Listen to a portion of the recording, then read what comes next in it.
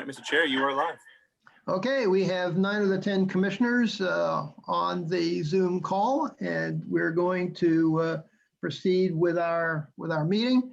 I'd like to thank everyone for coming and joining us this evening. I'd like to express very special thanks to Julian from the city of Annapolis, who is providing us with technical support. We've already seen how incredibly important that he is.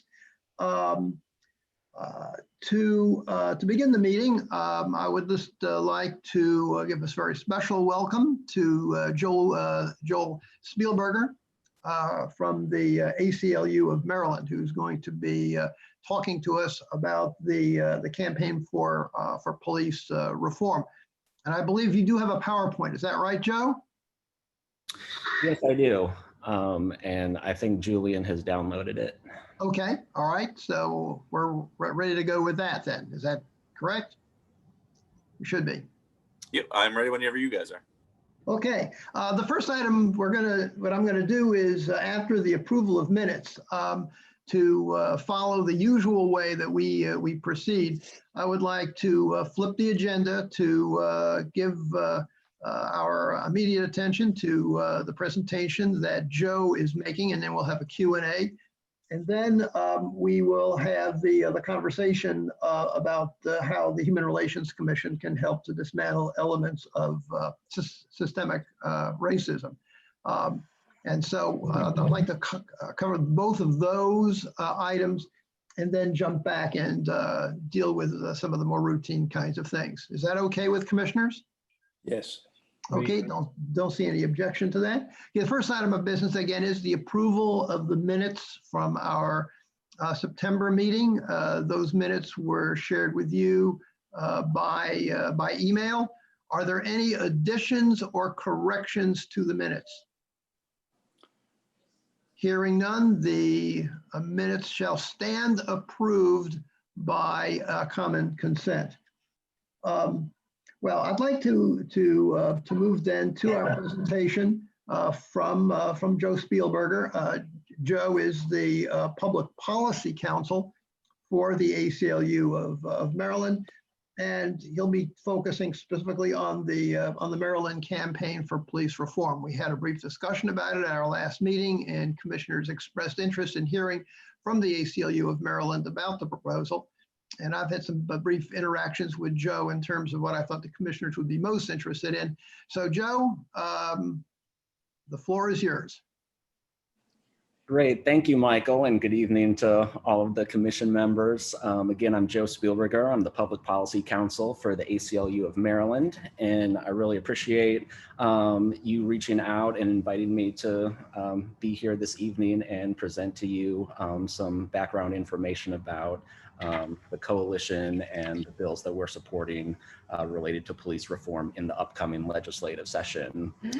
As you know, the ACLU of Maryland is one of the key organizations in this coalition of over 100 different organizations, local and statewide across Maryland, who have all come together united around passing these 5 priority bills. So I have this brief PowerPoint presentation that I'm going to go through.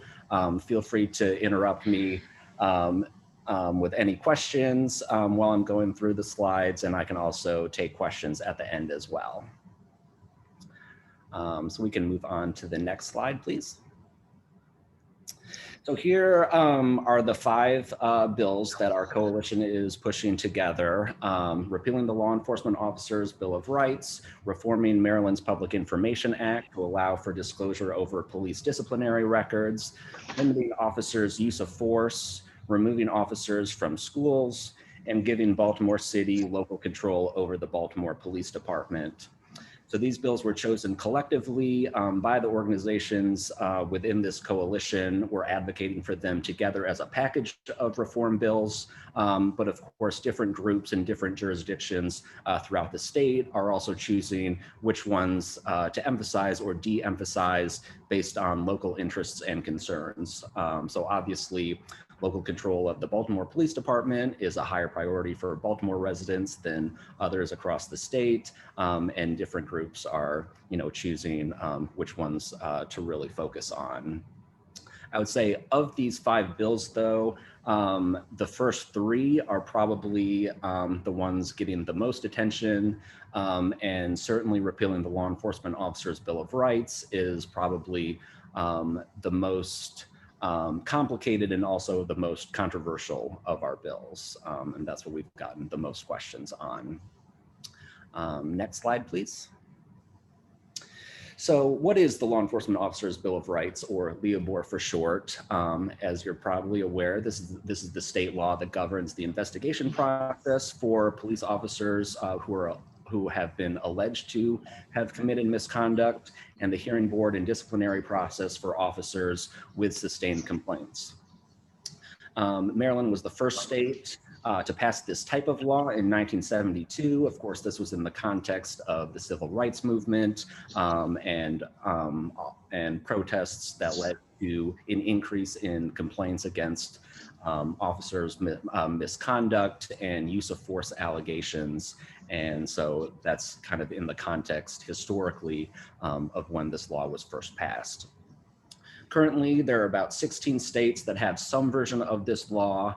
I say about 16 states because, there are certain states that have, only some of these similar provisions. Others have a much stronger policy, but generally we're looking at about 15 or 16 states that have some version of this across the country. So of course, most states do not. And Maryland's law is considered by most to be among the worst, if not the worst, in the country. And so because of this, and also because Maryland, again, was the first to pass this law, we feel kind of an extra responsibility to now take the step to repeal it in hopes that this can also have more nationwide ramifications as well. Next slide, please. So why is the Law Enforcement Officers Bill of Rights so problematic? Well, first, fundamentally, this kind of turns upside down the basic concept of a Bill of Rights. When we think about bills of rights, we think about, protecting citizens from government actors and not the reverse, protecting government actors from public accountability. LEOBR goes above and beyond the constitutional requirements for due process in employment for local and state government employees, and gives extra rights or kind of due process plus rights specifically to law enforcement officers. So some of these extra rights include things like officers can only be investigated by other sworn officers. There are strict time limits on alleging complaints, certain limits on what sort of discipline can be imposed for certain types of misconduct, and then also allowing for expungement after pretty short periods of time.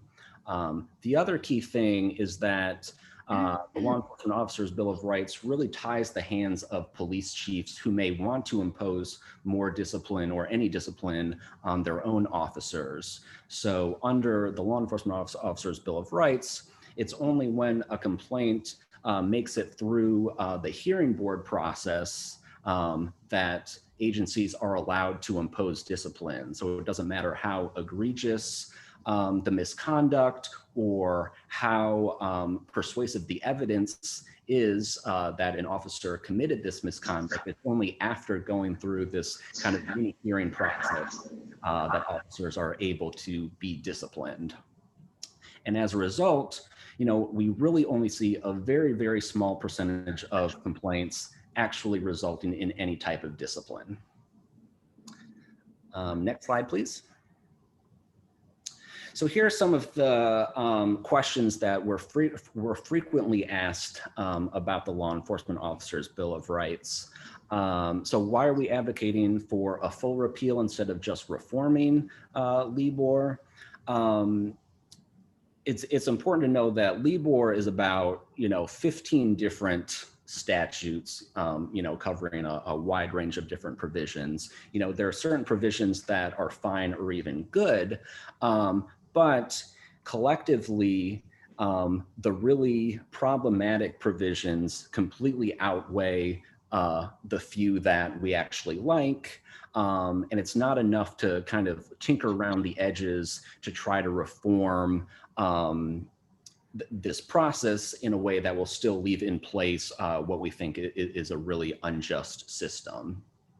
And then there are also strategic concerns. So the most recent proposals that Senator Will Smith presented in the recent JPR hearings, he had about 15 or so different LEOBR related provisions that he was looking at. And, just because of how complicated all of this is, it's really impossible for advocates and the public and members of the community to be able to go through and effectively advocate on all of the nuances of 15 different really complicated provisions. So it also just makes it a whole lot easier to call for a full repeal instead of, again, tinkering around the edges. How will repealing LEOBR affect officers' employment rights?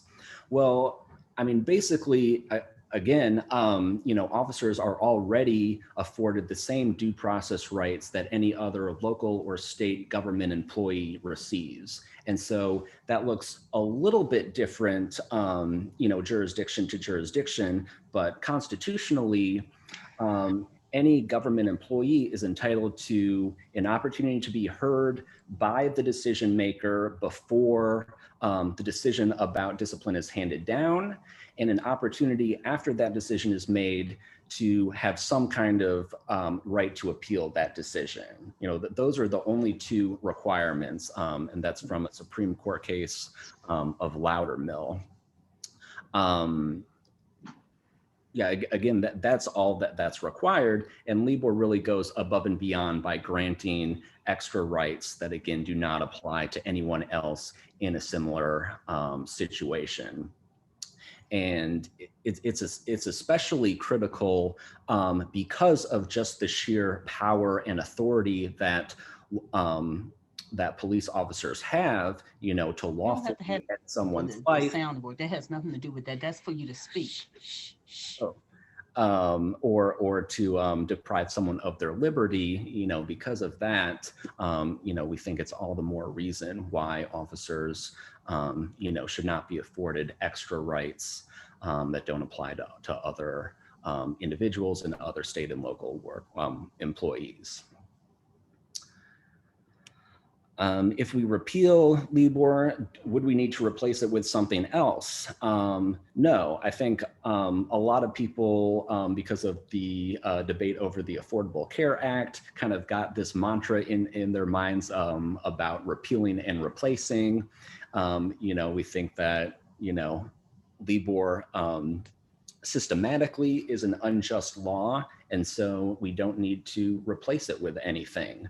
Again, if LEOBR is repealed, employees would have, or officers would have the same exact due process rights that are already in law as any other government employee. And one of these provisions, or the most problematic provisions, just get passed at the local level in response to repealing LEOBR. And that's definitely true. We've already seen some of these provisions pop up in local ordinances across the state and in local collective bargaining agreements as well.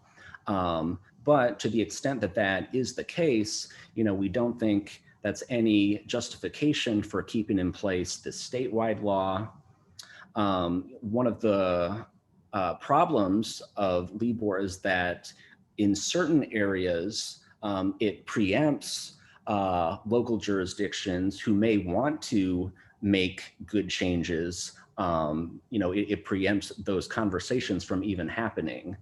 So for instance, going back to this provision that says that officers must be investigated only by other officers, that completely preempts a local jurisdiction who may want to have a system of more independent investigations, for instance, in place. They can't even begin to have that conversation.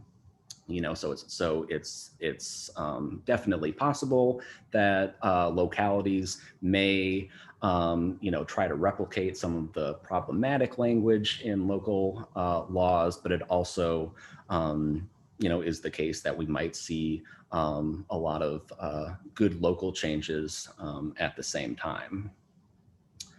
And then the last point I was going to make about this is that we're still working on the language, but we are working with the bill sponsors on legislative language that would preempt local jurisdictions from passing the same sorts of problematic provisions. So we don't have the precise language for that yet, but that's one thing that we're still working on. So that's the Law Enforcement Officer's Bill of Rights. I can stop here really quickly if there are any questions at the moment, or I can keep going. Why don't you proceed, Joe? Okay, great. So we can move on to the next slide then. Great. So the second main bill is reforming Maryland's Public Information Act. As I'm sure you're aware, this is Maryland's state level version of the FOIA that regulates access to public documents from government agencies. Under the PIA, documents are classified into three main categories. There are documents that must always be disclosed. There are documents that are always confidential and may never be disclosed. And there are documents that fall in the middle that may be disclosed under the discretion of each agency's custodian. And so this is relevant in this context because of this case from 2015. This was a case, the DeShiel case that went up to the Maryland Court of Appeals. Ms. DeShiel is a Black woman who an officer thought may have been a witness to a crime that he was investigating. He called her on the phone. She didn't pick up. He left her a voicemail and thought he had hung up the phone, didn't realize that the phone was still recording, and proceeded to make a lot of really racist remarks directed at her. All of this was recorded on her voicemail. Of course, Ms. DeShiel was extremely upset and filed a complaint against the officer. And again, this went up to the Maryland Court of Appeals, which held that any records related to the police disciplinary process are considered personnel records, in the same category as someone's, social security number or like that sort of private information. And because of that, all of those records are confidential. So what that means is that if you or I file a complaint against an officer, all that we can find out is the outcome of the complaint and any discipline, if there was any discipline imposed on the officer. That's it. We can't find out anything else about, how the complaint was investigated. So, if the police department, interviewed specific witnesses, if they reviewed body camera footage, what evidence they chose to consider or disregard. In short, you have no way of knowing whether they took your complaint seriously.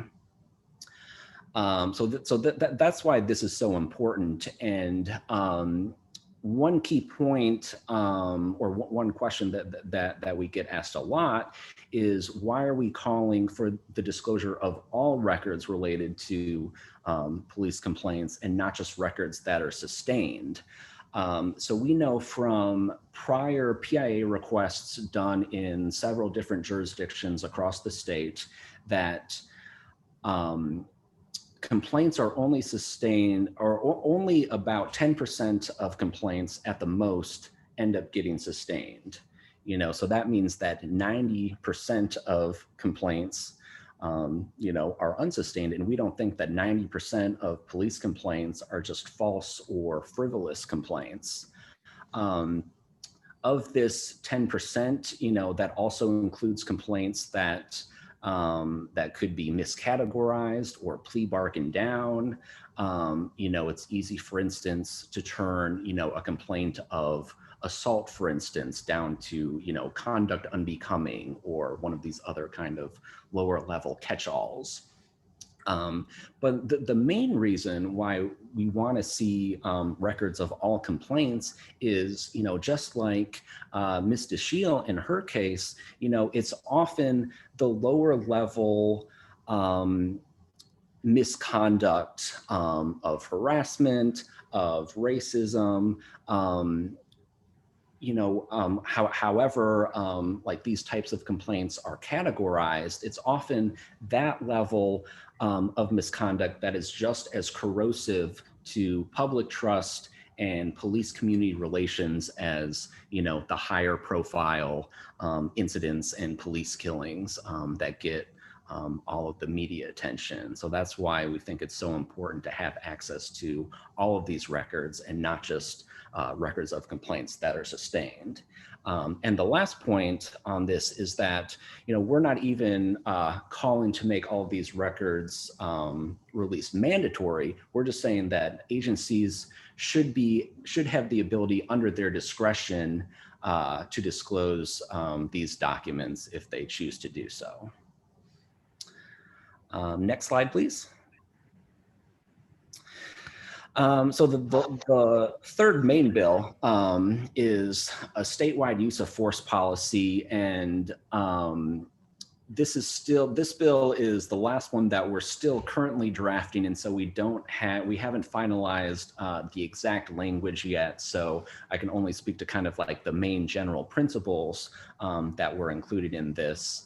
Right now, Maryland is one of, I think, only 9 states without a statewide use of force policy. And so that means that allegations of wrongful or excessive force, fall under these Supreme Court cases that hold, an officer is justified, if the officer acted reasonably, or as another reasonable officer would act, in a similar situation, which is a very low bar. And it's one of the main reasons why it's so hard to get any kind of discipline and accountability for officers who kill or assault violently people who they are sworn to protect and serve. So the general principles and the main points that our bill is going to address are, that there's going to be a clear and expanded definition of lethal force. And so, that will include things like banning chokeholds, for instance, including under the definition of lethal force, multiple discharges of a taser, a lot of other specific acts that we see officers engage in. We're going to have strict limits to both lethal and non-lethal use of force, elevating the legal standard from reasonable as it currently exists to one of necessity, saying that officers are justified, only when, as a last resort, when it's necessary to use force. And they also have to exhaust any reasonable options before using that level of force. The other requirement will be in considering whether the force was justified. A court would have to look to the totality of the circumstances. So that would include things like an officer's behavior leading up to the incident, whether that officer's behavior may have increased the need to use force, and looking at all of the other circumstances about, whether someone was armed, if the person was exhibiting signs of mental illness, for instance, looking at all of the circumstances in that particular incident before making that judgment. And then the last key principle is that in addition to the criminal penalties that already exist on the books, we want to ensure that there's a civil cause of action so that individual residents, it's easier for them to get accountability and sue officers who use excessive or wrongful force. So again, this is still kind of a work in progress as we finalize the exact language, but those are the key main principles that will definitely be included in our bill. Next slide, please. So the next one is removing officers or school resource officers out of schools. This is an issue. This is not my area of expertise. We have a lot of partner organizations within our coalition who really focus strongly on schools and the education system. But some of the kind of overarching key problems that we see are, one, there's no reliable evidence that that police presence in schools really helps keep students and teachers safe. And on the contrary, police presence is really one of the keys, or the key causes of the school to prison pipeline. And so we see, all of these incidents of young students, engaging in, what we would all consider to be fairly normal, age appropriate behavior. But then the presence of an officer elevates that to criminal behavior. So, there are instances where, if a student hits another student, well, that's no longer a schoolyard fight, that's criminal assault, for instance. If a student, takes another kid's pencil or something, that's misdemeanor theft or whatever it is. We see all of these incidents, that just completely blow out of proportion, what's really normal student behavior, and puts students, particularly Black students and students of color, at a heightened risk of entering into the criminal legal system. And that's also true for students with disabilities as well. So in a response, we're calling for more restorative and trauma-informed approaches, access to wraparound services, and a lot of people act like police officers are the only ones who are trained and equipped to deal with people who are acting out. And we know that that's not true. There are mental health specialists, counselors, psychologists, community resource coordinators, and others who have the training and the background to be able to deal with, students who are acting out or dealing with behavioral issues and everything like that. And so we think it's important that they are the ones in the position to respond safely and appropriately, and not, getting students tangled up with law enforcement. And the last key point is that, of course, in emergency situations, schools still retain the ability to call the police and have a police response if it escalates to where it's necessary. Next slide, please. And then the last of our bills is returning local control of the Baltimore Police Department to Baltimore City. So Baltimore City is the only local jurisdiction in Maryland without control over its police force. This has been the case since the 1860s, I believe. BPD has always been a state agency. What that means is that there's very little that Baltimore City can actually do. They can hire and fire the local police commissioner and suggest some budget modifications, but they can't enact department-wide policies, provide more local oversight of the consent decree and how it's being implemented, and actively work to make real changes to public accountability and promote public trust of police. And it also is much more difficult to hold local leaders accountable, so, local leaders in Baltimore City, can easily pass the buck to state officials in Annapolis. State officials in Annapolis, may not be representing Baltimore City. And so it's really difficult to hold people accountable. And lastly, just as kind of like, a day-to-day logistical thing, if you're a local Baltimore City resident who wants to lobby to make changes, to the local police department, that means you have to go all the way out to Annapolis instead of just simply going down to City Hall, like every other resident in other jurisdictions have the ability to do so. So of course, this is, much more important to Baltimore City residents, but that's the last of our coalition's 5 key bills. Next slide, please. And then lastly, I just wanted to give just kind of, a very brief overview. This is just a list of some of the different organizations who have come out in support of all of these 5 bills collectively as a package. So you can see under the nonprofits, we have lots of different organizations representing lots of different populations across the state. We have some support from law enforcement, particularly law enforcement officers of color, who are often disciplined disproportionately to white officers, for instance, and a lot of faith-based and human rights organizations as well. And so far, we've got 30 plus members of the General Assembly who have all signed on to our to supporting these bills as a package as well.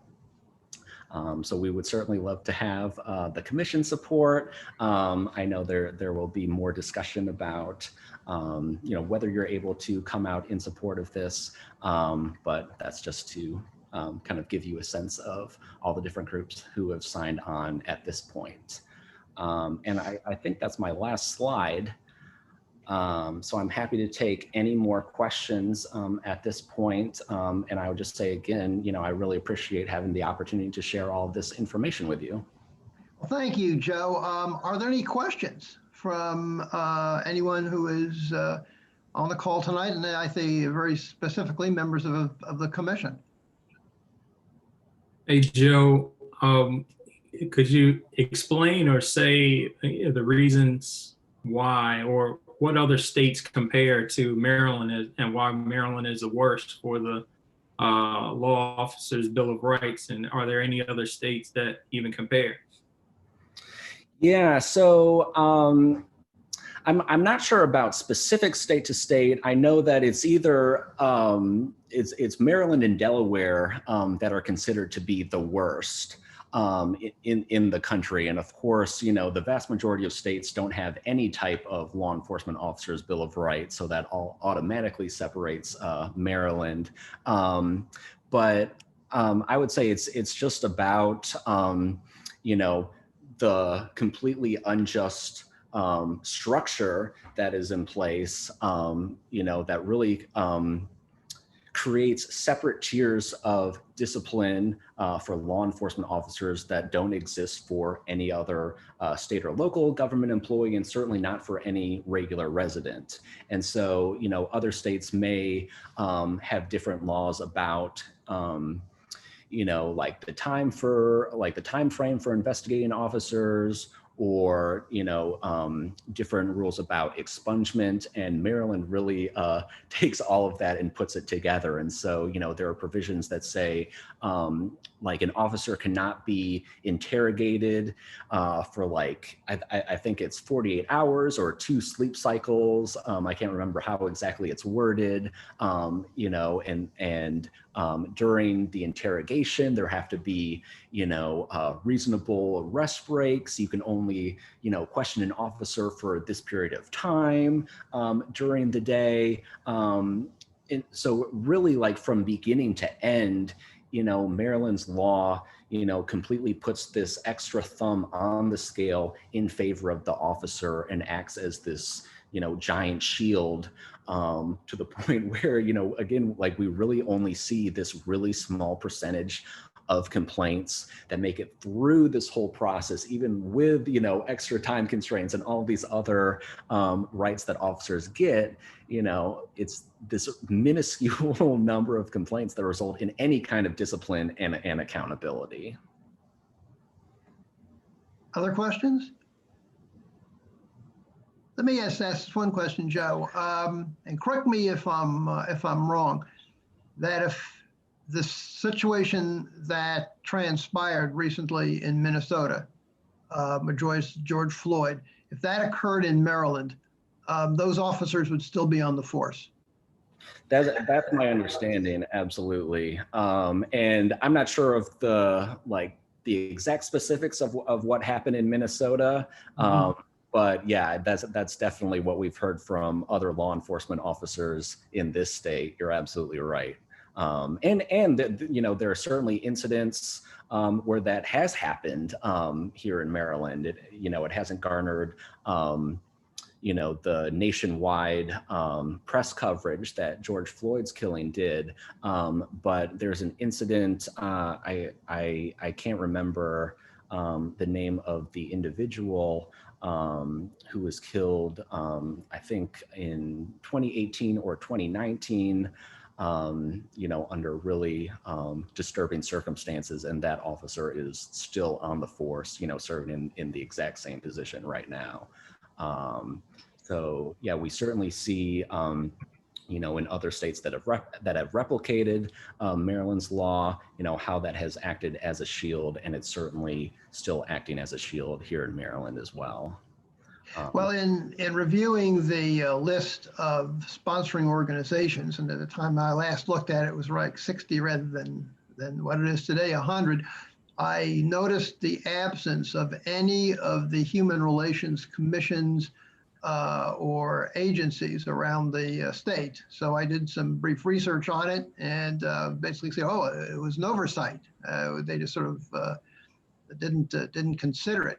So I did provide your colleagues with a linkage to the Maryland Human Rights, Human Agencies Association, which you can find the information from all of the different agencies from around the state.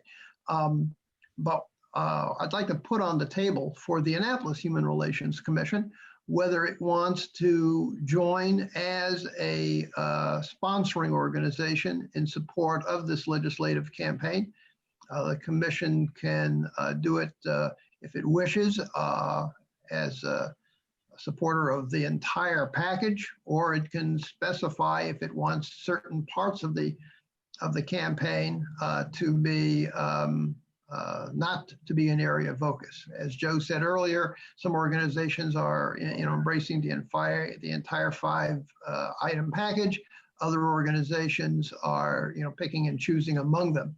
And Joe basically identified tonight the 5 major thrusts of this. So what's the will of the commission on this? We would be, if we decided to endorse this and join as a co-sponsor, we would be the first human relations agency or human relations body in the state to do so, unless there is one that's jumped in since I last looked at the list. Mike, could I make a comment? Yeah, sure, Chuck. Obviously, there's much we agree with. And first, I want to thank Jay for sending out the Law Enforcement Bill of Rights to us a month ago. That certainly opened my eyes to a lot. And I thought it embraced more than the process of investigation, but largely it is. I think I agree to give extra rights to police officers during investigation, and I don't agree with that. The other parts I agree with are certainly, I mean, I don't know that it's hard, but we have standing to say that the Baltimore City Police Department should be a state agency, but that's crazy. I mean, Baltimore City should have, control over its own police department, like I think most other jurisdictions do in the United States. And I'm not convinced that the police in schools has done what we had hoped it would do, which is make schools safer and the rest. It seems to have militarized the schools. Where I have concerns relates to the breadth of the law enforcement bill of rights. First, I would support repeal, outright repeal. But then, Joe, you mentioned there are a number of good provisions that you see that would be repealed, and I think we ought to be careful as we do that. The number one right of a law enforcement officer who does their job correctly according to the Constitution, and only those, is to go home safely at night. And we ought to make sure we respect the fact that these folks have an incredibly difficult job And we want to make sure the ones who do respect the Constitution and uphold it are treated fairly, not extra fairly, but just fairly.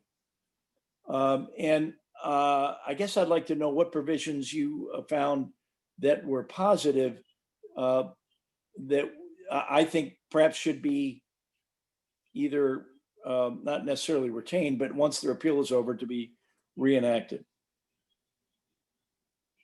Yeah, I can certainly, I would have to go back through and find all of the provisions. I know that, like, for instance, there's one provision about protecting whistleblowers who, Great. Yeah. you know, who, you know, call out other officers who violate these policies, you know, things like that. There are a few like smaller level issues like that that, of course, we're completely in support of. You know, but it's just, you know, collectively, we think that, you know, fundamentally, this law should not exist. You know, the very few good or fine provisions, you know, certainly don't justify, in our mind, keeping in place this basic structure that we think is fundamentally unjust. Yeah, I'm not in favor of any over. I mean, I think you're correct. It does seem to put the thumb on the scale of investigations. Let me state my bias. I mean, I am a 40-year, you know, active part of Mothers Against Drunk Driving. I ended up as a national CEO. And done correctly, I've seen law enforcement officers save, you know, somewhere around 400,000 lives with drunk driving and belt use. I don't want to interfere with that work, but I do want to make sure that every single time they stop somebody, you know, that the Constitution is the guiding principle, and there shouldn't be any breaks on that. There's, you know, the full Constitution should be in support. And then also, I've worked with Chairman Will Smith for a long time. He's a terrific guy. I would want to know what his 15 bills are. I can't imagine they wouldn't be largely in agreement with what you've said, but would be technical in nature to make sure that it doesn't go too far. Am I saying that correctly? I mean, I can't imagine he's an opponent of what you're trying to do. So we've had a lot of discussions with Senator Smith over the past few months, and yeah, he's got about altogether he's got about 31, I think it is, different police reform related bills and provisions. And similarly, you know, some are completely fine or even good.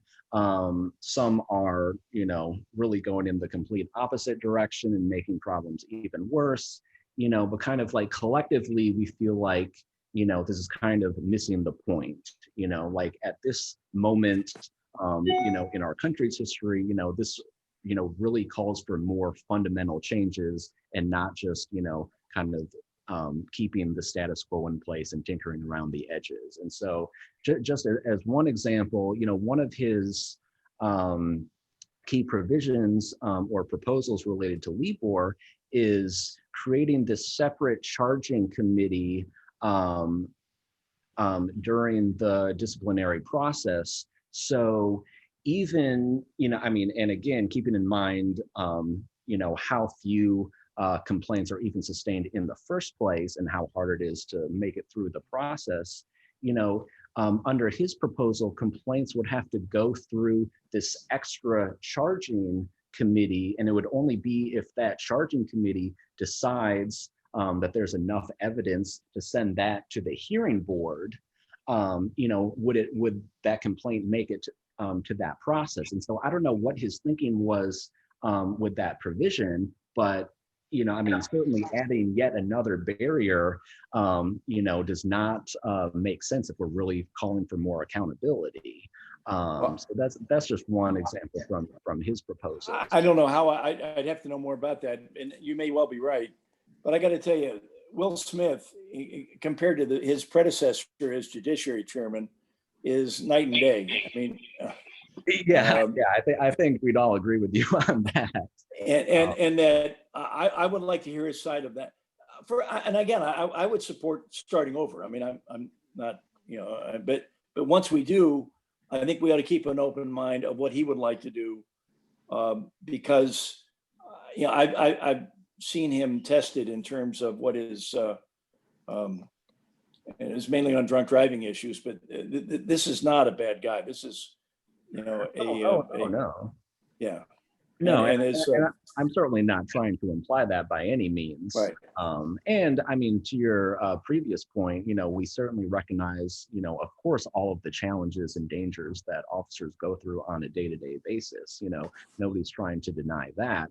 But at the same time, again, because of the extraordinary power that they do have, we think that there need to be more regulations in place to make sure that officers are Total agreement, and we ought to start over.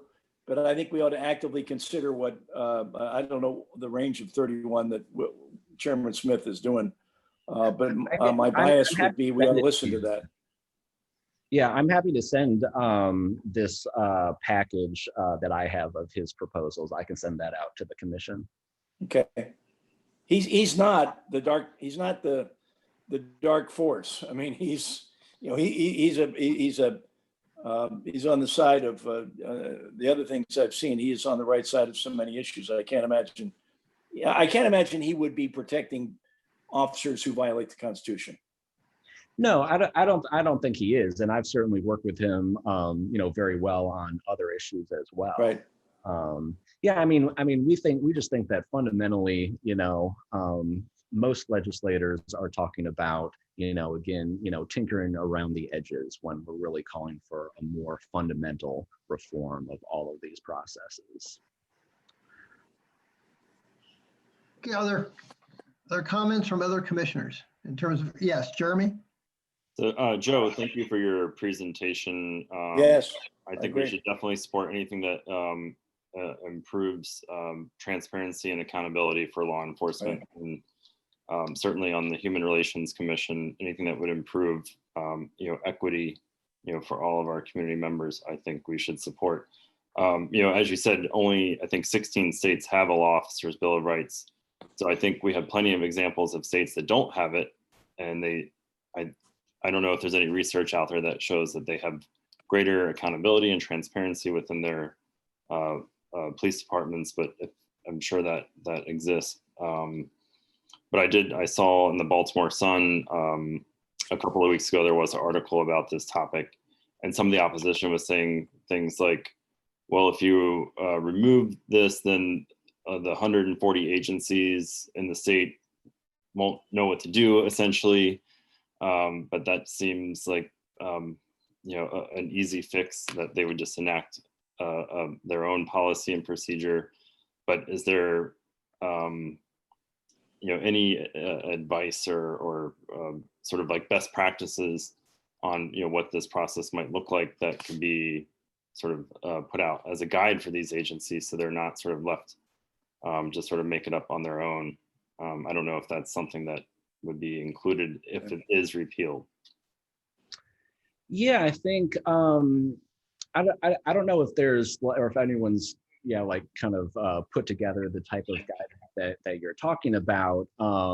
Yeah, of course, after LEOBR is repealed, local jurisdictions would be up to, a lot of them have, local ordinances in place already, some of which refer to LEOBR, others kind of mimic some of the process, others might be, completely different.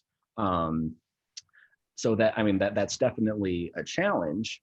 But at the same time, it's also an opportunity for, jurisdictions who want, again, like more independent investigations, for instance, to at least be able to have that conversation, when right now, with LEOBR in place, it completely preempts that type of local conversation from taking place. So I know there are certainly like people who are working out in the community in different localities across the state. We have a lot of organizational support in Montgomery County, Prince George's County, out in the Frederick area. A lot of our partner organizations are working with local policymakers and organizations to think through what that would look like. But I do think it would be helpful to have a type of best practices guide as you're suggesting. That Well, would- but isn't the best, Mike, can I add a point, or I don't want to interrupt Sure, others? sure. Yeah, this is where I practice law without a license, and people should be aware of that. But I mean, there should be a national standard on use of force, and the Biden campaign has come out for that, and I think it makes great sense. But am I right? The main Supreme Court case is Graham versus Connor, which really governs use of force on a reasonable test by an average person, and this would add necessity, which I think would make some sense. But we ought to do so very carefully so that the good cops who, for example, are responding to domestic violence or other things where everything gets crazy, the ones who respect the Constitution should not be vilified. They should be honored. But the ones who do violate the Constitution should be prosecuted to the fullest extent of the law. Yeah, are there other comments from commissioners on this? One more sort of a follow-up to that Yeah. last one. What do we say to folks that are worried about unintended consequences? That if it's repealed, because I know that's one of the talking points that's used why they shouldn't repeal it, is that there's going to be a lot of unintended consequences. So I'm just wondering, like, what they could be speaking of. Well, I mean, in response to that, I would just highlight again that, Maryland is really in the minority of states who have this. And, across the country, we haven't seen, these major issues in other states, who don't have this law. The sky hasn't fallen across the country in states who don't have some version of this. Well, I'm going to ask if there is an action that the commission wishes to take tonight. And if someone wishes to put forward a motion, I'd like to get a sense of where the commission stands on this. I think we've heard an excellent presentation from Joe. Have an opportunity to inquire on some of these issues. Does the commission wish to take a position at this time? I guess real quickly, can I make one other just really quick point? Yes, Joe. Yeah, I guess just to emphasize an earlier point, a lot of the confusion about repealing LEOBR comes from the fact that people think that this is getting rid of any type of due process rights for officers. That's certainly not the case, and that's what we try to make as clear as possible. But that is the source of a lot of confusion. And so all we're saying is that, officers will still have employment rights, due process rights. They'll be treated just like any other state or local government employee. That's all. So I just wanted to highlight that in response to your question, because that's definitely something that comes up.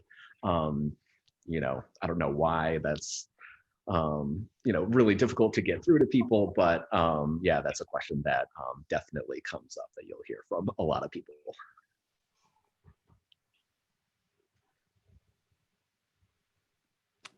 Helen? I have a question about school security. I mean, I wouldn't want to see policemen handcuffing kids, but I have a daughter who's a teacher in the schools, and I would like to see some kind of security for them. I've seen the police cars sitting outside in their parking lots because she is in kind of a school that needs some help, and I'm sure it's deterred people from doing something maybe that they shouldn't be doing. And I just wonder what your alternative would be.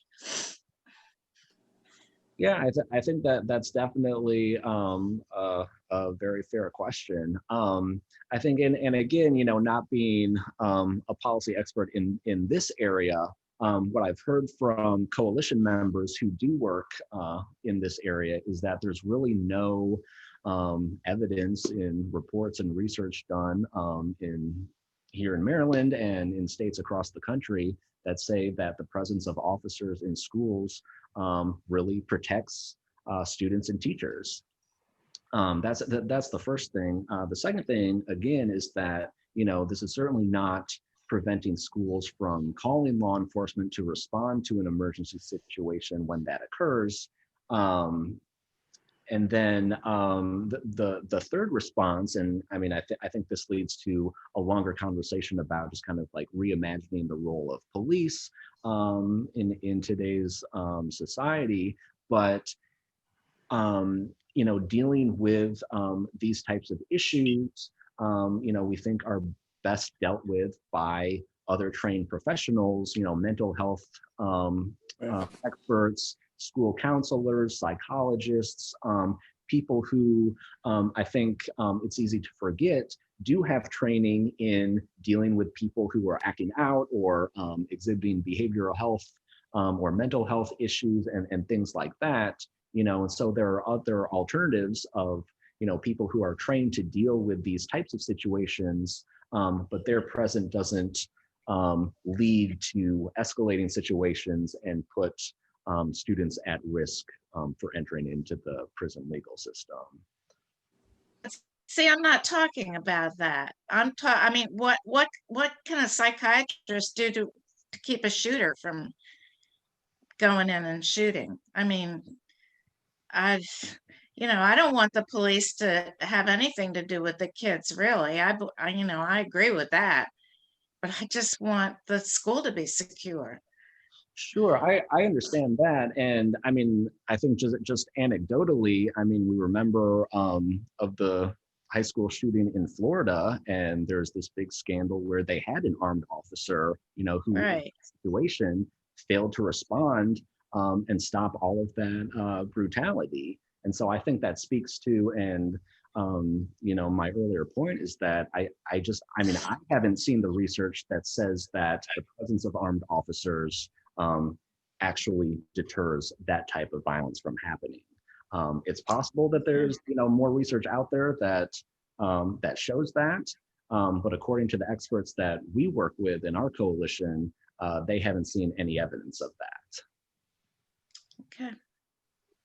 Joe, are you aware of whether any of the whether our senator from District 30, Sarah Elfreth, and the two delegates from District 30 are on the committee or committees that are considering this legislative package? I know that Sarah Elfreth is not. Can you remind me of the delegates from the district? Shanika Henson would be the attorney that might be on judiciary on the House side.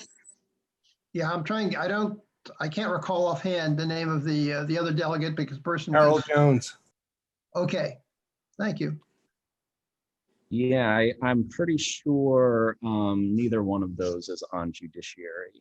Okay. And a little bit of movement. I know Sarah Elfreth definitely is not, and I don't. Yeah. Think yeah, I mean that's where our greatest influence would be in terms of lobbying. Now, obviously, we can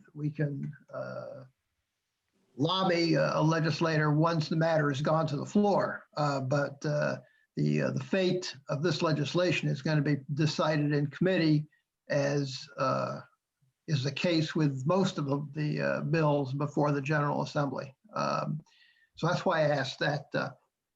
Excuse me, that question. Does the commission want some more time to consider this package of legislation before making a decision or judgment? We're not forced to act tonight. These measures have already received hearings in, I think, the committees in the General Assembly. Am I right on that, Joe? They were heard in JPR in the Senate. Okay. In the House, there's this policing work group that's kind of had presentations from different organizations and advocates, but they haven't been heard. And of course, there will still be hearings during the actual session as well. Right, and so we do have that time if we wish to do it, because the General Assembly won't be coming back into session until January. And this is when the action's really going to start going. I'm gonna, I'm interested in hearing how the commission wants to go on this. I don't think this is something which we don't just sort of let left floating out there. I never think that's a good strategy, but I think that we ought to decide whether this is something that we want to at least consider endorsing, endorsing either in whole or in part, or or not. Simply saying that we're going to stay on the sidelines on this one. And any of those are legitimate courses of action for the commission. I would just like to hear what commissioners are thinking right now. I wasn't the commissioner. At least not a current member anyway. I'd like to have us pursue it and spend more time among ourselves discussing more of the details. This is a lot for me right at the moment to absorb, and Okay. I'd like some more time. Okay. All right. Yeah, I'd like to pursue it too. I support much of what Joe said, and I think it was a great presentation. Okay. But I think if we were to endorse all of it without standing up for the good cops, and again, no infringement on the Constitution. I mean, we should never support any improper action by law enforcement, and those who do it dishonor the badge that they wear. But we ought to stick up for the good cops who, in this really tough job, respect the Constitution and protect people. And I'm even up for repealing and starting over on any Bill of Rights, and would want to consider what the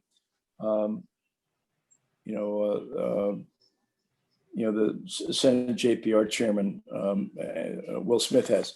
But I come out where John Smith does, that we ought to really think about it, how carefully to do this, so that we don't go so far as for the good cops to think that they're receiving a gut punch from the community that does value most of their service, but does insist on full protection of the Constitution. Chuck, can Okay. I follow Yes. up with that? Yes. Sure, Jeremy. I think anything that improves accountability and transparency does support the good cops, because Good, from what I agree. can tell, the Law Officers Bill of Rights does the opposite. Yeah, I think it goes too far. There's the public has very little transparency, and like Joe said, that the thumb of the scale is weighted in their favor. 90% of the complaints are never seen.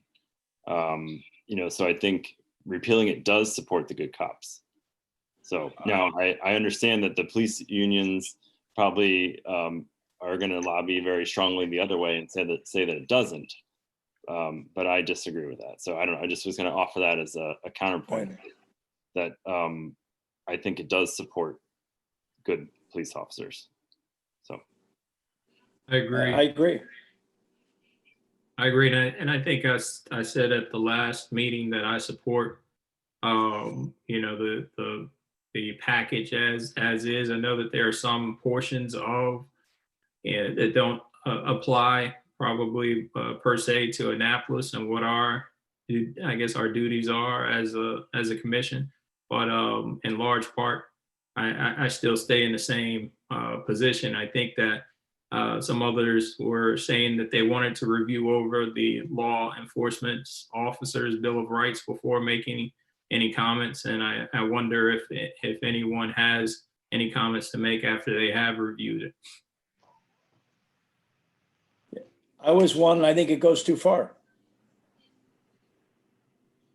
Yeah, I know my personal view is that it ought to go. Maryland is one of a handful of states that have this kind of legislation. It's considered the worst in the country. I'm embarrassed by the fact our state is the worst in the country in terms of this. That's an embarrassment.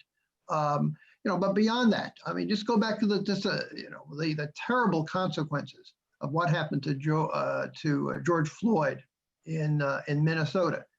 And if we had a similar incident that happened in this state, those police officers would still be on the force drawing their salaries. Can you imagine what the reaction would be to something like that? And you talk about a firestorm, there would be a big one. So, my personal view is I'm very comfortable if the commission wants to take more time on this issue and discuss it. But I think that at least in terms of the first two proposals that the ACLU of Maryland has put forward, specifically with regard to the repeal of the Law Enforcement Officers' Bill of Rights, and the second dealing with use of force. I think those two are absolutely essential to be addressed by the Maryland General Assembly. So I mean, that's just my own personal view. But I am very comfortable to waiting and having a further conversation on this issue of commissioners. And we've had two sets of views that have been presented tonight. I'm hearing from Jeremy and Jay who would like to see the commission act, certainly on the issue of the Law Enforcement Officers' Bill of Rights. And I think I'm hearing from John and from Chuck and from Helen that this is something that we could use some more discussion on before actually taking some action.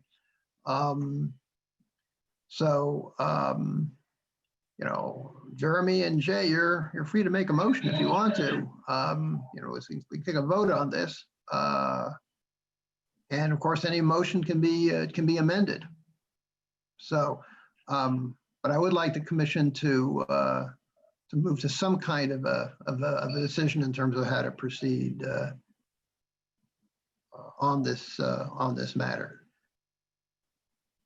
With the understanding again that we do have time. This isn't something that we absolutely have to do tonight, but I think we also have to consider is are our opinions really going to change after a month or even 2 months on this? I think in the evidence of this legislative package is certainly the first two, I think are absolutely necessary for us to move out of the basement, so to speak, in terms of states when it comes to the issue of police reform. This is Rosemary. First of all, thank you, Jay, for sending that information out. Yeah. It was really helpful to me so that I could gather my thoughts. The presentation tonight by Joe was excellent. Yes. And along with John and Chuck and Jeremy and Jay, I think we should move forward. You had mentioned the two items in particular, Mike, so you got my vote. Okay, is there a motion? I will motion that the Human Relations Commission of Annapolis signs on to the Maryland Campaign for Police Reforms presented by the ACLU tonight. All five. All right, is there a second for the motion? A second. Okay, it's been moved and seconded that the Annapolis Human Relations Commission endorse and join on to the police reform campaign of the ACLU of Maryland. I'm going to ask, is there any objection to this motion? I would like to offer an amendment if I could, Mike. Okay, all right, what's your amendment? State your amendment.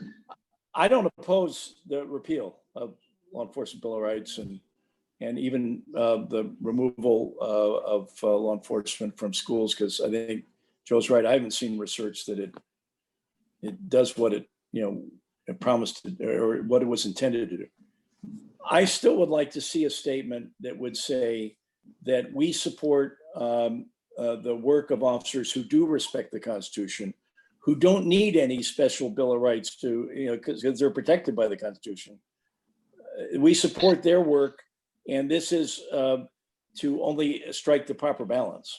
And that I'm not sure that's a coherent amendment, but that sense that it should be accompanied, the repeal of the Law Enforcement Bill of Rights should be accompanied by a statement of support for the officers that respect the Constitution and do their work to protect correctly. Okay, Jeremy and Jay, would you accept what Chuck just said as a friendly amendment that would be added to the joining of the campaign?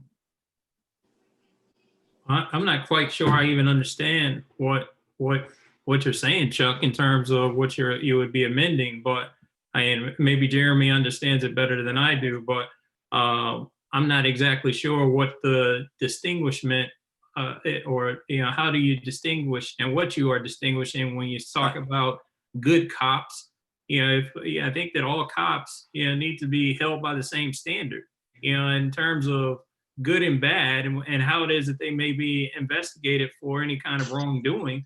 You hold them all to the same standard, and knowing that there are some that are going to be good and follow the law, and there are going to be some that are bad, I assume what you're saying, and don't follow the law. But if you have a general standard that covers them, and right now you're saying that you are for the Constitution and that they are protected by the Constitution, I'm just not exactly sure what your amendment would be.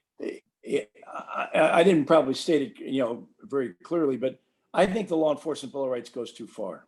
I think it does put, the thumb on the scale against transparency and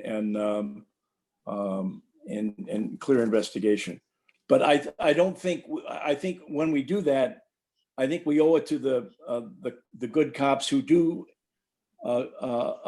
respect the Constitution to say so. That this isn't aimed at as a slap at them. It's mainly to uphold the single standard that you mentioned, Jay.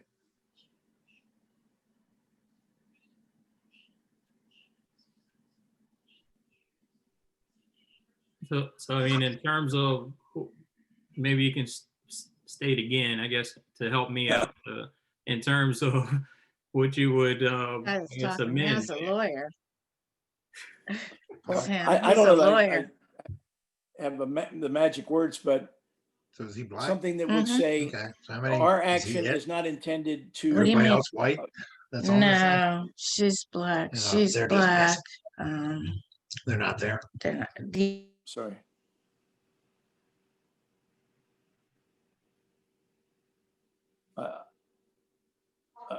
I don't know whether Helen, you're muted.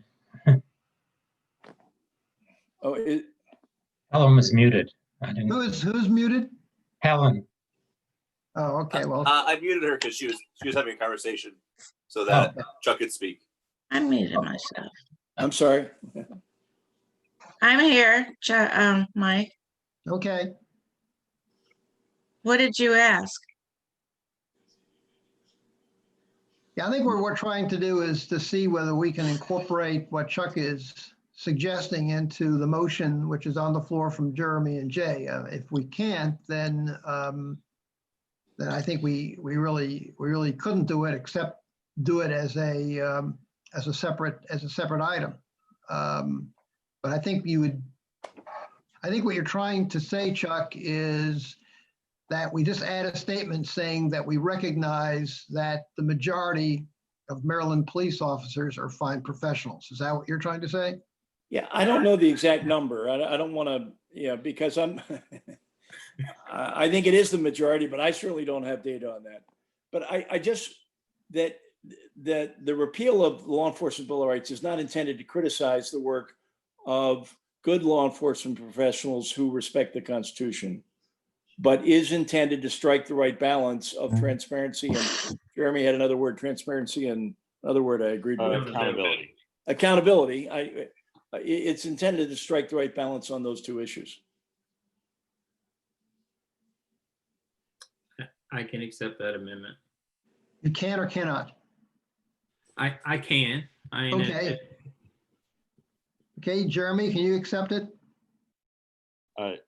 Yes, I mean, I think, again, I'll reiterate that I think this does support our law enforcement, improved accountability and transparency, supports our law enforcement and our community. So Okay. I agree with that. Okay, well, I'm going to say if the motion passes, I'm going to ask that Jeremy and Jay work with Chuck to come up with some language that we can attach to it before we go public in terms of what the commission has done. But before we even do that, I want to find out how some other folks feel on this. This isn't one of our usual meetings when we have a show of hands. John, would you be supportive of the motion that's been made by Jeremy and Jay I do. as amended? All right. Yes. Rosemary, are you supportive of it? Yes. Okay. Helen, are you supportive of it? I guess. Okay. I take that as a yes. Ida May, are you supportive of it? Are you there, Ida May? She's muted. Well, I'm not sure how we fix that. I don't either. Okay. Somebody muted her. Well, that's what we're, I don't, let me just find out. Edith is on, I think, isn't she? Edith, are you on? I think she's muted. No, she's not muted. Okay, I got a text from her at 7:41. It just says to me saying, I think we should take more time. That's my vote. Oh, okay. But I don't want to speak for her. I would hope she could Yeah. unmute and say what she thinks. Well, for those commissioners who are voting, and by the way, I support the motion. So we have for sure. I didn't ask Chuck. Do you support the motion as amended? Yes, I mean Okay. I would like to work out the language with Jay and Jeremy. Okay. Let me just see. Let's just see what we've got here. We've got 9 commissioners this evening, and I want to make sure my count's right. 1, 2, 3, 4, 5, 6, 7. We've got 7 who are supporting of it. And so I'm going to state consistent with what I'm hearing as the majority view, that the motion presented by Jeremy and seconded by Jay, as amended by Chuck, has received the approval of the Human Relations Committee of the Annapolis Human Relations Commission. However, Joe, I will communicate with you and with your colleagues when you can list us as a sponsor, because we've still got to work out some language on this before we do. I mean, we will endorse it, but there's going to be some caveats that the commission will take, that if we're asked about it publicly by any of the elected officials in Annapolis or any of the other employees of the city of Annapolis as to why we did this, I'll be able to give the full picture and full explanation for it.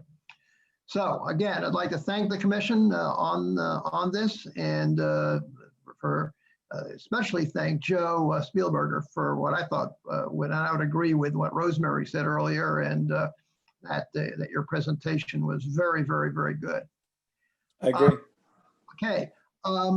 Our next item on the agenda, we do have one other item, and Joe, by the way, you're certainly free to stay. I know it's getting a little late. You might want to leave, but we are going to talk, I think, a little bit, at least initially, on the issue of how the Human Relations Commission can help to dismantle elements of systemic racism in Annapolis during a time of COVID.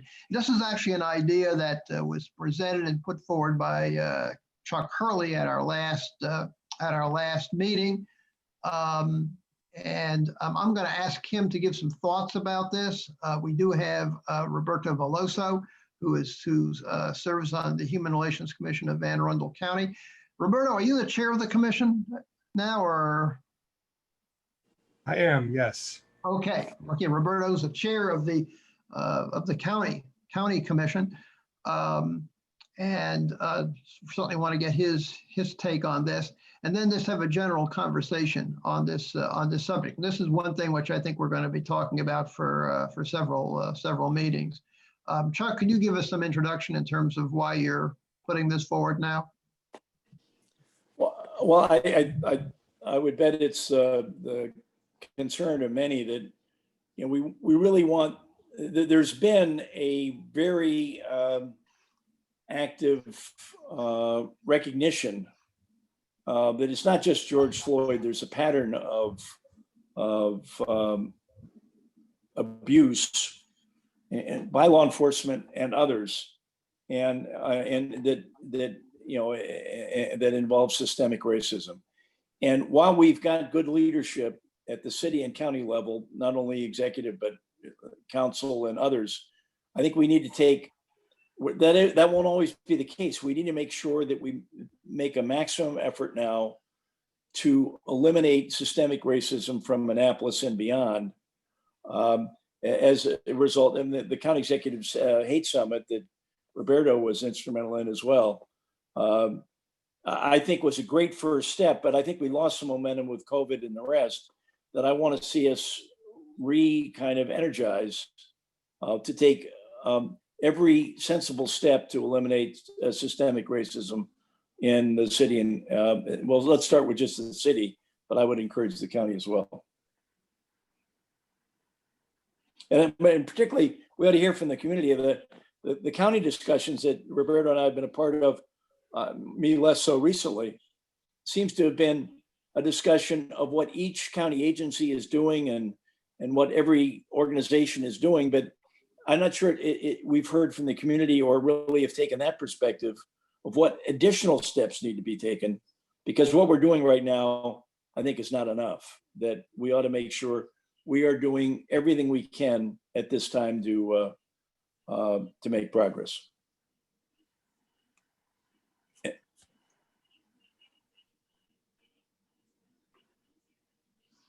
Roberto, do you have any thoughts, at least initial thoughts on this? Initially, just sort of as an aside, the Maryland State Police came out with their annual hate bias report, and Anne Arundel County moved down from the #1 slot to the #2 slot. Montgomery County took the #1 position. I am beginning to believe, though, I haven't read the report in its entirety, I've only skimmed through it, but the majority of cases reported of hate crimes and bias incidents were primarily in central Maryland. So we're talking Montgomery County, Howard County, Prince George's County, Baltimore City, Baltimore County, and Anne Arundel County. Eastern Shore and Western Maryland, no reports whatsoever. So wow. I think it's a good first step that we as a community, working with our police department, are taking these complaints seriously, and they're being reported. I think it's a first step.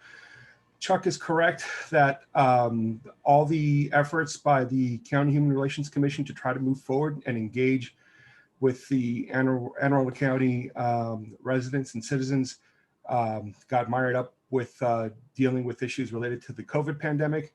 But the county has been having a series of meetings involving various parts of the county government and select outside nonprofits, including, and pseudo nonprofits. We're talking the library, we're talking the Anne Arundel County Partnership for Children, Youth, and Families, the Anne Arundel County Public Schools, trying to have a dialogue about how do we move forward. And a lot of people are frustrated, myself included, I know Chuck is too, in that we've kind of gotten mired down by, what's the method that we're going to move forward in terms of engaging dialogue with the public.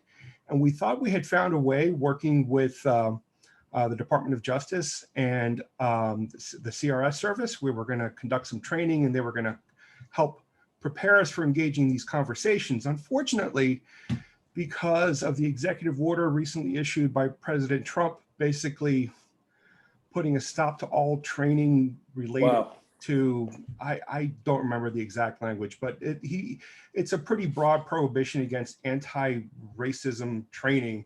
That's kind of slowing things down a little bit on that end. Regardless, we're determined to try to move forward. In about a week or so, we have a training with Keith Murky from the Maryland Commission on Civil Rights. And he's on the call tonight. Yep, he's right there. Yeah. And we've got another training to help the commissioners better understand how to deal with these sensitive conversations involving race and discrimination and how to de-escalate situations. And so we're going to try to move forward. It's taking us a lot longer to get all the commissioners comfortable so that we can do that and engage with the public, but we're slowly but surely making progress. I came excited to hear what you folks had, what ideas you had in terms of how we dismantle racism. I mean, I think having these conversations is a part of it. Personally, I think having leaders and employees in our local governments that are come from diverse backgrounds and are allowed and encouraged to express different perspectives is critical in understanding where are these points in the way that our government conducts business, that it, some might say purposefully, some might say inadvertently, fosters and encourages a system of systemic racism that keeps brown and black people and women oppressed and disadvantaged in the system that we have in our society. My thoughts on this issue are that systemic racism is so embedded in American society that to completely remove all of its ramifications will take generations. However, we do not. I hope not. I think it will, but I think you may be right. Wait, let me complete what I want to say.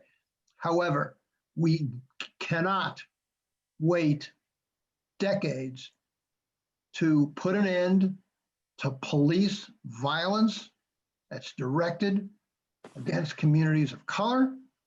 And we cannot wait decades to deal with the scourge of hate groups, which have shown their ugly face again and again in our society.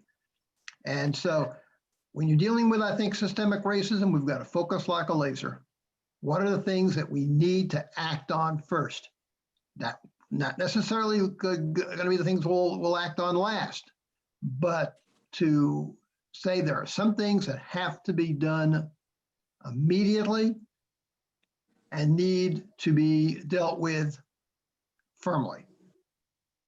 And I would put elimination of police violence and countering hate groups at the top of the list. Now, that's my own personal opinion, but I do think we have to prioritize. Because we don't prioritize and seek concrete solutions, then we're going to end up being frustrated. We're going to end up doing a lot of talking, and the talking will be, we'll go nowhere in terms of specific outcomes. But that's just my opinion. Others? Actually, this is more of a question for Roberto. The executive order that you referenced and the training program that you would hope to partner with the Department of Justice. A few weeks ago, I was a victim of that executive order and was told by my agency to stand down with what I was planning on doing. It is my understanding that that executive order applies to federal agencies, federal employees, and federal contractors. Do you really need the Department of Justice to go ahead with this training if you are not a federal employee and you are not a federal representing a federal agency? No, that's what we're going to proceed with, training with the Maryland Commission on Civil Rights and look to obtaining training and empowering the current commission through other sources. But basically the DOJ CRS, they're there, but they're severely restricted in terms of what they can do, as you well know. And sort of the plan all along had been to kind of follow their lead, and they've had experience, positive experience in various jurisdictions addressing this issue of hate crimes and bias incidents. And sort of that was sort of one of the places we were going to start these difficult conversations in the county on race. But obviously we're going to have to pursue a slightly different approach since DOJ CRS is not in a position to help us the way we're expecting them to right now. Thank you.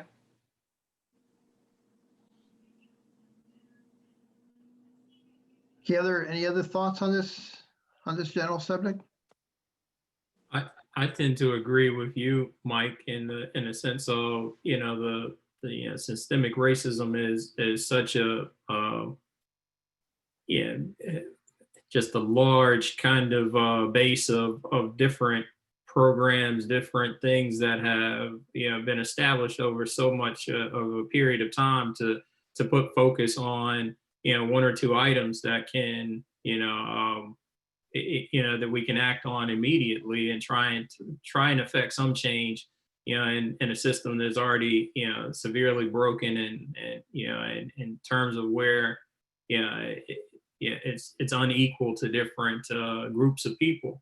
And I agree. I think I like your efforts to focus on police, as that seems like to be a very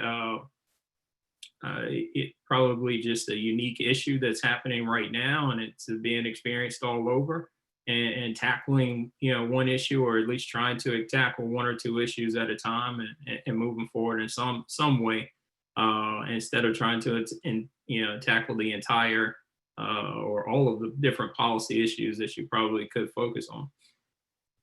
Okay. Tricia. Mike, I just wanted to offer something. I got and registered for a public policy group. There's something called the publicagenda.org. It was sent to me through the International City Management Association newsletter, online newsletter. And apparently I hadn't heard of this group before, but it's a collaborative effort. It's called Policing, Public Safety, and Equity, Evidence and Insight for Better Policy Making. And it's the American Association for the Advancement of Sciences Center for Scientific Evidence in Public Issues, or the EPI Center, if you might have heard of them before, and Public Agenda, which is a nonpartisan research and public engagement organization. They are co-hosting a webinar for city officials and civic leaders focused on promoting equitable public safety, community reinvestment, and police reform, rather. And I think if you go to publicagenda.org, you'll see that they have a webinar on October the 8th from 3 to 4. It's an online event, and it's intended to address that issue. Again, it's called Policing, Public Safety, and Equity, Evidence and Insight for Better Policy Making. I'll check that out. Yeah, it's an hour. Obviously, an hour is a tiny bit of time, to really be focused on this, but perhaps it will lead to some a web of different types of organizations who are coming together to try to address this collectively. And I like the fact that they're looking at police reform, appealing to an audience of policymakers in this, but also civic leaders. So certainly the HRC falls under that. Well, Public Agenda, I'm familiar with Public Agenda. It's a good organization, and I am going to check out their webinar. What I'll try to do is I'll just forward it once I look at it. I'll forward what I learned to commissioners. I mean, it's coming right up in just a few days. It's Thursday. Yeah, I'll take a look at it, and if it's something that I think will interest the commissioners, which I think it will, I'll share it with everyone in terms of the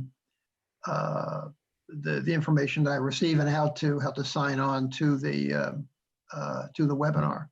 Yeah, I just wanted to share that with everyone. Yeah, and also,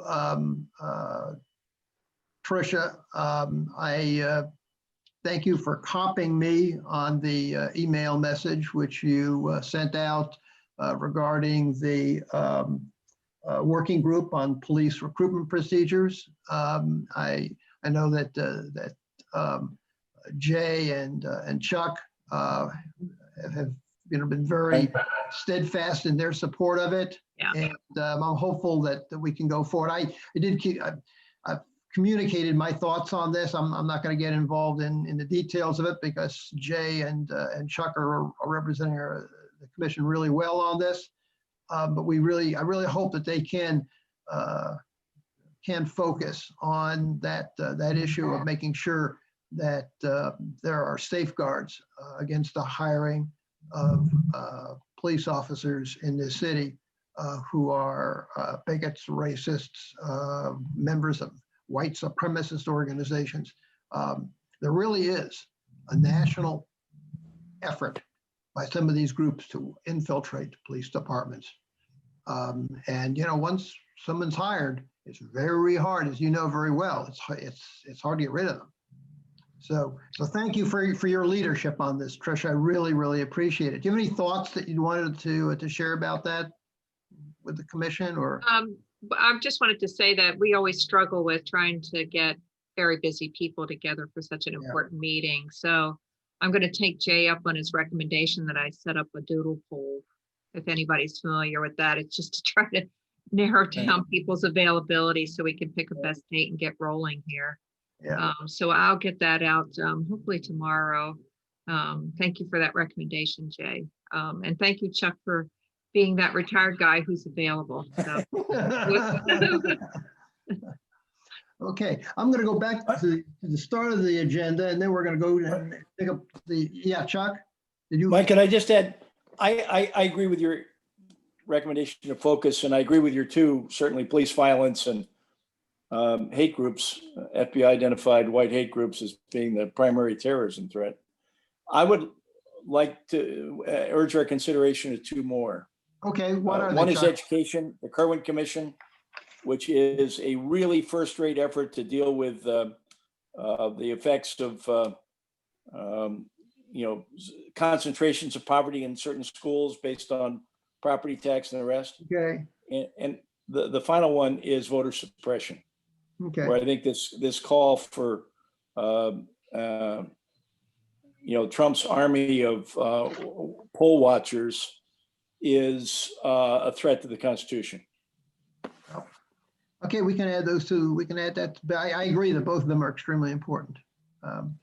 Okay, we just going back to the start of the agenda.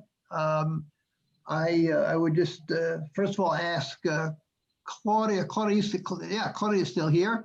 Claudia, do you have anything to report on the staff liaison report?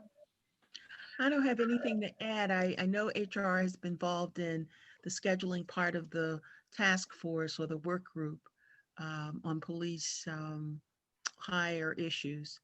Okay. No report at this time beyond that.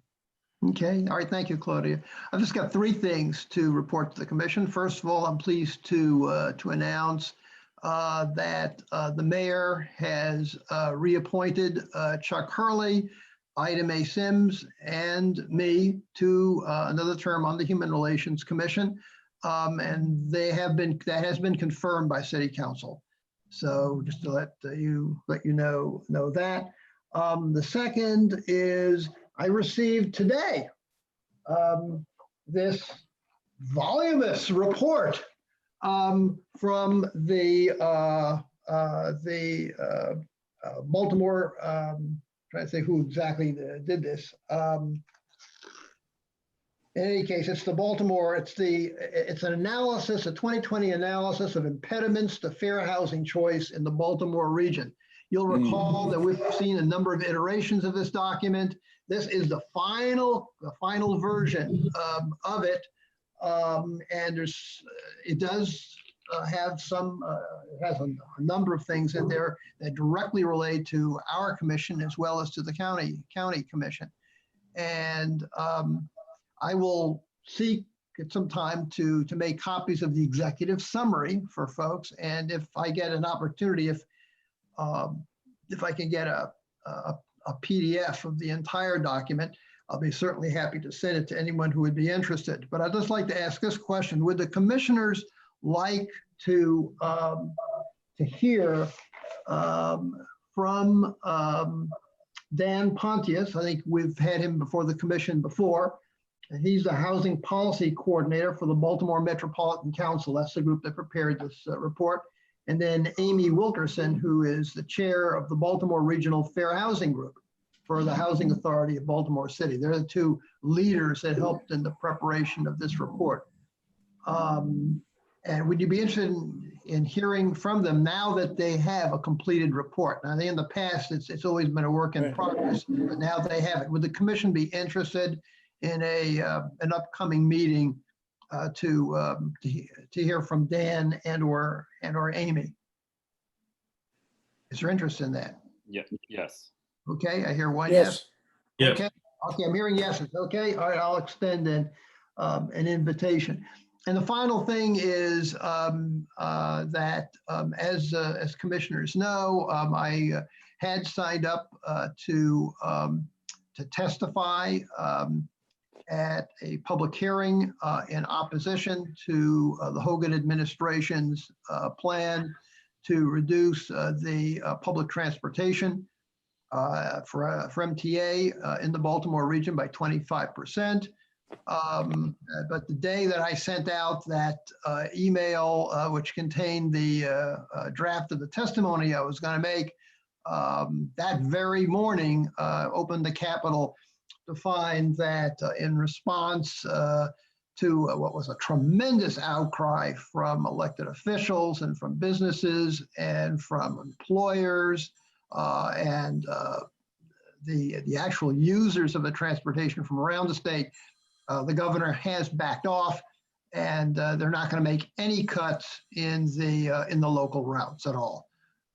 So that freed part of my schedule, which it was going to be on Thursday. So this way, instead of attending that, I might be able to attend this webinar on that public action is sponsoring.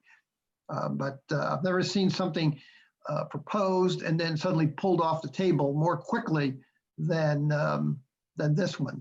There certainly was an outcry, and I did get an email message from MTA saying that the proposed hearings were canceled and your voices were heard.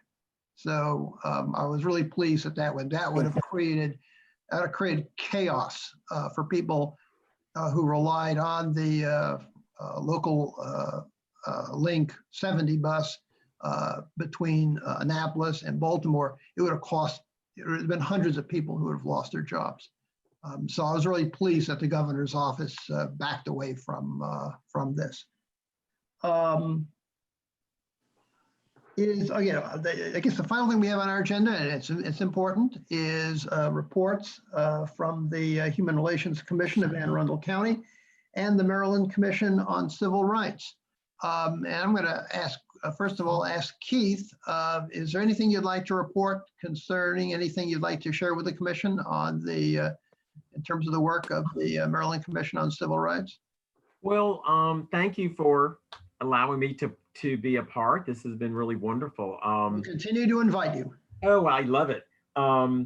Because I'm sitting in my home in the middle of Baltimore County by myself in the farmlands. And so no one else but the deer out here with me. But so it's nice to see people. We're up and going. We're doing, as Roberto said, I'll be doing a training next week for their commission on dimensions of diversity and unconscious bias. And so we're up and going in our training sessions. Of course, as you know, we provide that free to any group within the state of Maryland. So if you have need of any, specifically now we're doing, and we're going to be enlarging, we're doing dimension diversity, conflict resolution, sexual orientation, gender identity, employment discrimination. But we'll be adding some newer ones.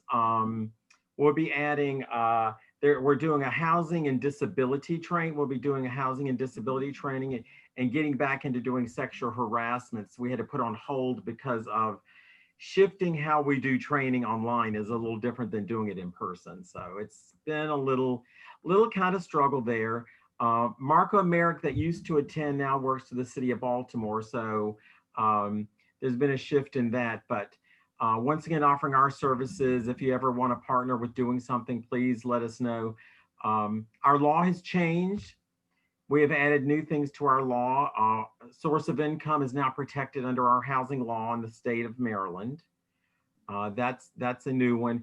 We're also now charged with, in conjunction with the health department, protecting persons in the area of health service and provision. So meaning if you have an issue with discrimination or harassment by service providers or the service you receive in hospitals or any medical professionals, you file with the health department, and you'll be with us as well. So we do this as partners. That was added in our last session. So that's very new for us, because basically we've done housing and employment and public services and accommodation. So health now has been added. I think a part of it's because of what's changed on the federal level and protections in healthcare. So many states kind of added healthcare as an area of protecting people's rights when it comes to access to care in many different ways. So we've seen some changes in our law. Sometimes they come suddenly, and sometimes, as you know, on the legislative level, they decide, yeah, we're going to do that, and we're just going to attach it to your law. So we get that sometimes, but that's still a part of what we want to do. But if you have need of me, please holler at me.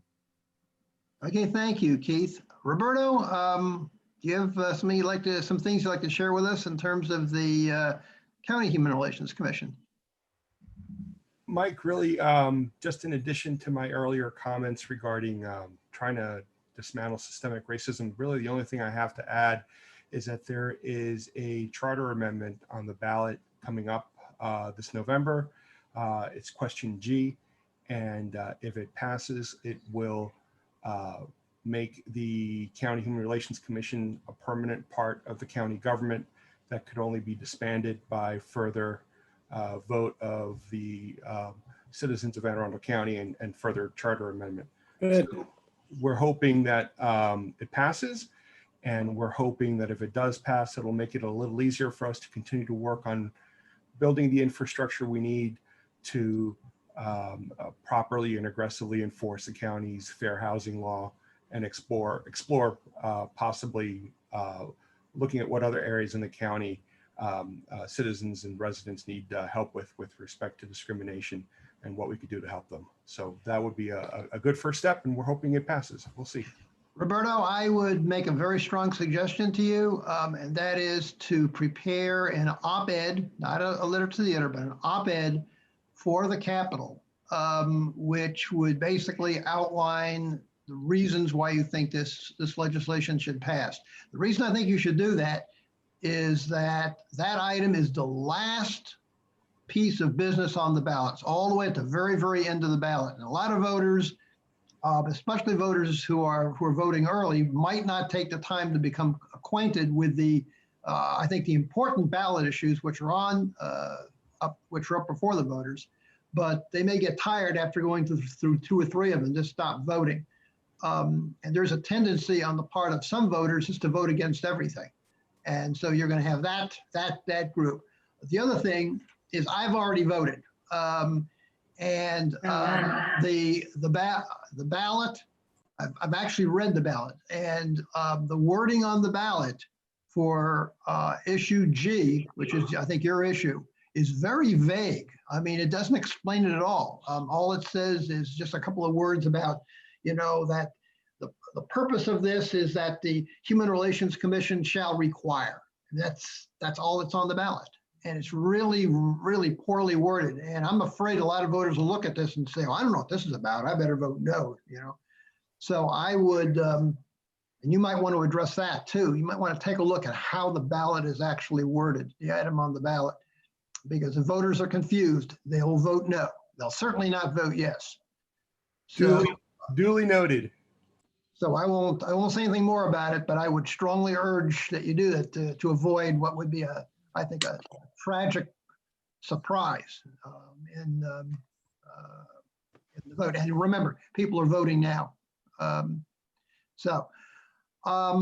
Is there any other business to be brought before the Human Relations Commission this evening?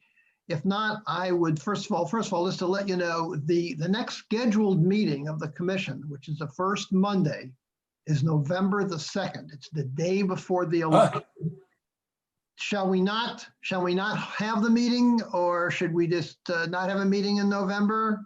What's your thoughts on this? Or should we move the meeting to after the election, which would be the 9th? Is there anybody who would really not want to do it the day before the election? Maybe we ought to have a prayer meeting. Yeah, where would we be? No, I'm just asking. I just don't want to schedule a meeting and then have people say, no, I can't make it. I'm watching every last news fork, in terms of what's going to happen with this thing. So not hearing any objection, we'll have the meeting on the 2nd, and I'll see if Dan Pontius is available to come on that day. And he says no, we'll schedule him for another date. Okay, we've come to the end of the agenda. Is there any other business before the commission? If not, I would like to ask commissioners whether there's any objection to adjourning. Hearing no objection, the motion to adjourn is approved by common consent. I'd like to thank all of you for participating in our meeting this evening. And we'll just go ahead and keep on working on the issues that are so important to all of us. So